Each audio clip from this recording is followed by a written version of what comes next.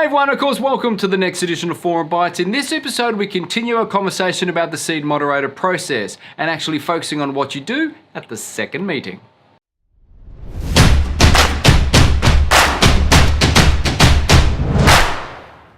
So you're coming up to your second meeting as a seed moderator and you're wondering what I do in this one. Well, funny enough, the process actually begins before the meeting actually starts.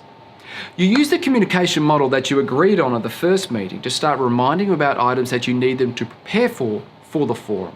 In other words, you send out a blank roundup form so they know about the process, remind about how to fill it out. You send out the final draft constitution that you filled out thanks to your first meeting so they can read it and get prepared for a conversation during your forum, as well as any other items that you want to remind them about, like location of the forum, time of the forum, date of the forum, and anything else you want them to think about, because it's really important to get them in a habit of preparing for forum, not just turning up.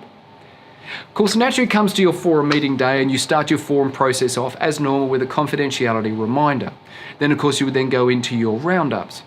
Your roundups are really important to start showing them what 5% looks like.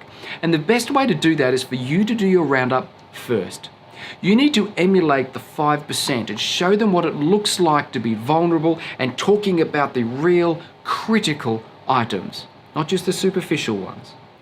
It's really important that you also have a timekeeper as well, because I have seen roundups consume a whole meeting because there wasn't a guideline on how long they have to speak about the 5%. 5 minutes, 7 minutes, 3 minutes, whatever you come up with, you need to have someone holding them accountable.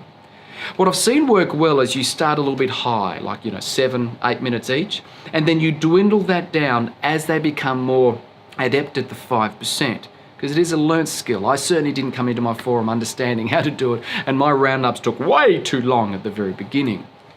Now, at the end of the roundups, you need to take note, because this is where you're going to be getting one of the presentation, the on-the-spot presentations from those roundup.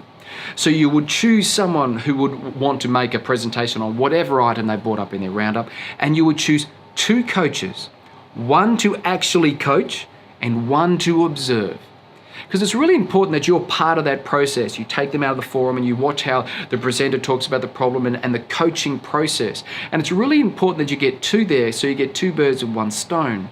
Because what I've found is that the present part usually isn't the hardest part. It's the coaching part that people find really difficult.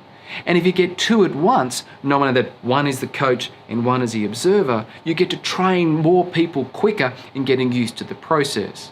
Then obviously the forum would come back together, you would make the presentation as normal. Then at the end of the presentation, where you've spoken about the takeaways, you would then talk about the process. Anything that anyone learned about the process, anything that they would say to the next ones, because this is a process you will continue until everyone has had a chance to either be a presenter or a coach and you've been able to watch them do the process. After that, you would then get onto the constitution.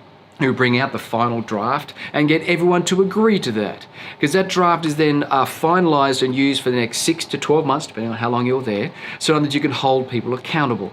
And it's something which is really important to do early. You may change it after 6 months, but if you have at least a baseline, everyone knows where they stand from accountability. Once you've done the constitution, you would then start issuing out the forum roles. It's really important that everyone within the forum know that you don't just leave it to one person, namely you. You issue out like finance, gestalt, you would issue out someone who's a timekeeper, but you would also issue out the next moderator and moderator-elect. Because it's really important they get to know this early, so not only they can prepare for their training, but they can also ask you questions as they go, so you can include them in the process to make the handover a lot easier. And of course, once you've done the forum role center, you also talk about the next steps, like is there an AFS you believe the forum might want to do at the end of the 12 months? Do you want to get a facilitator for your forum retreat, to help with the first retreat, so that you're not running it all or the moderator-elect isn't running it all, just to bring everyone together? And then, of course, obviously, you'd go through any general business, any learning events coming up, answer any questions people may have, which they certainly will have, confirming the next meeting, time, date, location, as well as maybe recommending them to start to get to know the people in the chapter. The one thing that I've found to make it easier for a lot of the new members is to actually download the EO app. Because when you download the EO app and you go to your chapter, you can see all of the members there. And you can click where they are. It just makes it easier for these guys and girls to get to know people outside their forum. Because not only is it really important for your forum to click together, but it's really important for them to click together with the chapter as well.